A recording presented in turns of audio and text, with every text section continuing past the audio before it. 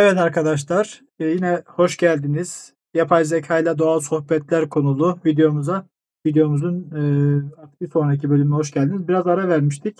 Bunda da biraz kendi işlerinden dolayı oldu. Fakat böyle bu arada bir arkadaşlarla bir yere gitmiştik.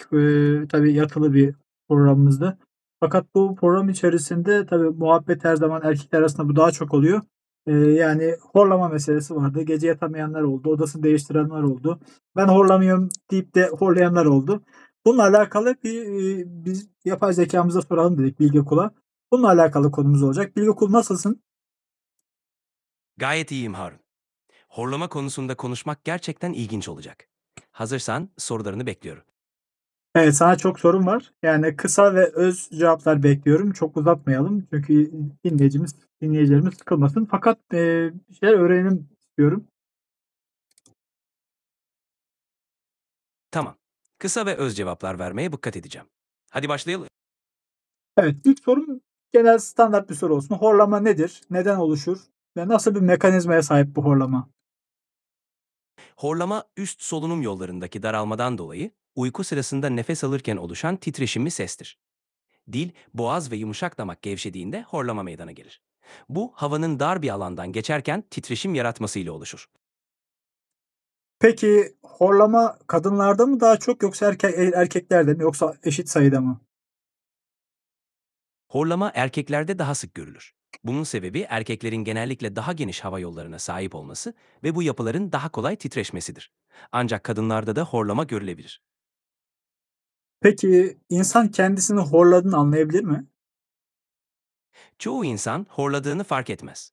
Genellikle yanında uyuyan biri fark eder. Ancak uykuda boğaz kuruluğu veya yorgunluk gibi belirtiler horlamayı işaret edebilir. Peki horlamanın en yaygın nedeni nedir? Yani stres, kilo artık nasıl bir faktörler etkili? Horlama genellikle fazla kilo, alkol kullanımı, burun tıkanıklığı ve uyku pozisyonu gibi faktörlerden kaynaklanır. Ayrıca stres ve yorgunluk da horlamayı tetikleyebilir. Peki bir uyku apnesi dedikleri bir şey var. Bununla horlama arasında bir fark var mı yoksa aynı şey mi ikisi? Uyku apnesi, horlamadan farklı olarak uyku sırasında solunumun kısa süreli durmasıdır. Horlama genellikle hava akışındaki daralmadan kaynaklanırken, uyku apnesi daha ciddi bir durumdur ve tedavi gerektirebilir. Yani uyku apnesi olanlar horlar, genellemesi doğru olur mu?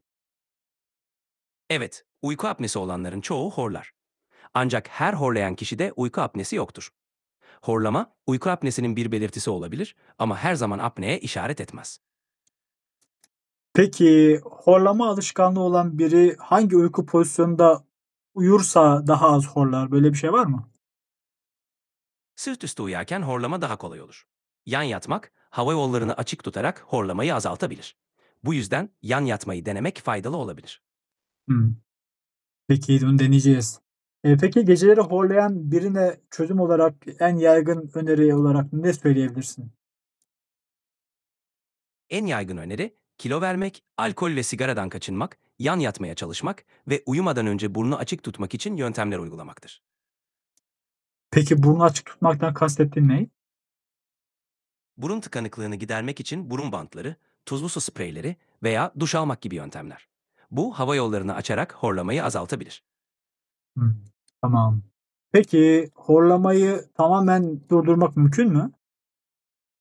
Evet, horlamayı tamamen durdurmak mümkün olabilir.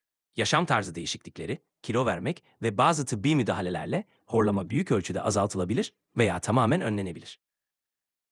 Peki horlama hangi yaş grubunda daha sık görülür? Çocuklar, gençler, yaşlılar? Horlama genellikle yetişkinlerde ve yaşlılarda daha sık görülür. Çocuklarda da horlama olabilir ancak genellikle büyük bademcikler veya geniz eti gibi sebeplerdendir.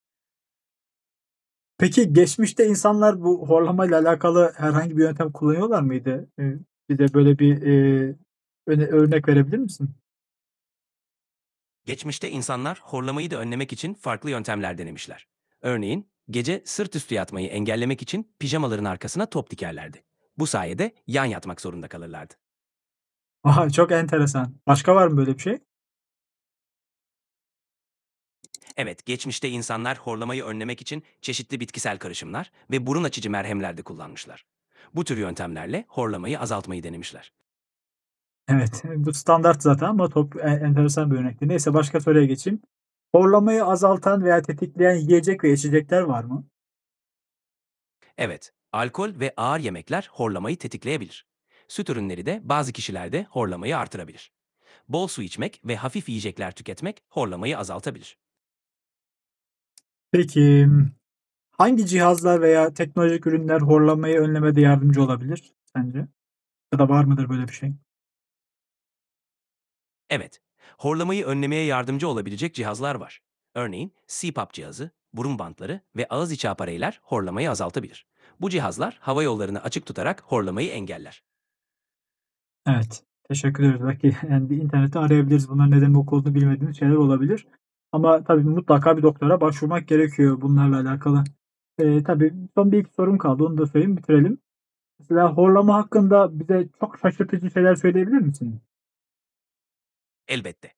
Örneğin bazı insanlar sadece belirli bir müzik türüyle uyuyarak horlamayı azaltabiliyor. Ayrıca evcil hayvanlar da horlamaya neden olabilir. Yani horlamaya dair her şey insanla sınırlı değil. Yani aklıma bir soru geldi. İnsanlar dışında hayvanlar da horlar mı? Evet, bazı hayvanlar da horlayabilir. Özellikle köpekler ve kediler bazen horlayabilir. Bu genellikle uyku pozisyonlarından veya solunum yollarındaki bir durumdan kaynaklanır. Belki saçma bir soru ama bununla bitirelim. Yani denizdeki hayvanlar horlayabilir mi sence?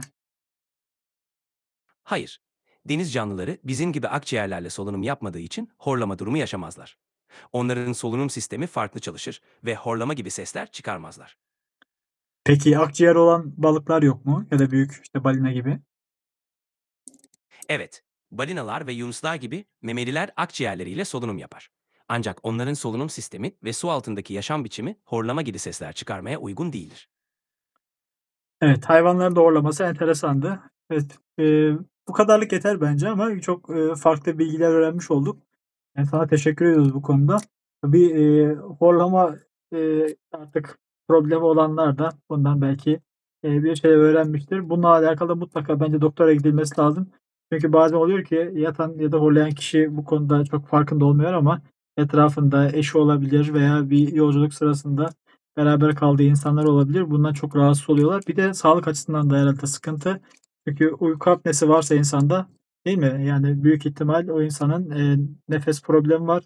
Hatta kalbi de tetikleyebilir, kalp krizine neden olabilir diye duymuştum. Doğru mudur bunlar? Evet, horlama ve uyku apnesi ciddi sağlık sorunlarına yol açabilir. Kalp rahatsızlıkları, yüksek tansiyon ve hatta felç riskini artırabilir. Bu nedenle horlama sorunu olanların bir uzmana başvurması önemlidir. Umarım bu bilgiler faydalı olur. Soruların için her zaman buradayım. Evet, çok teşekkür ediyoruz Bilge Kul. Son olarak söyleyeceğin bir şey var mı? Rica ederim. Unutmayın, sağlıklı bir uyku, sağlıklı bir yaşamın anahtarıdır. Horlama gibi sorunlarınızı hafifletmek için mutlaka bir uzmana danışın. Kendinize iyi bakın. Evet arkadaşlar, bu videonun da sonuna gelmiş olduk. Kendinize iyi bakın. Bir sonraki videoda görüşmek dileğiyle. Allah'a ısmarladık. Hoşça kalın. Bir sonraki videoda görüşmek üzere.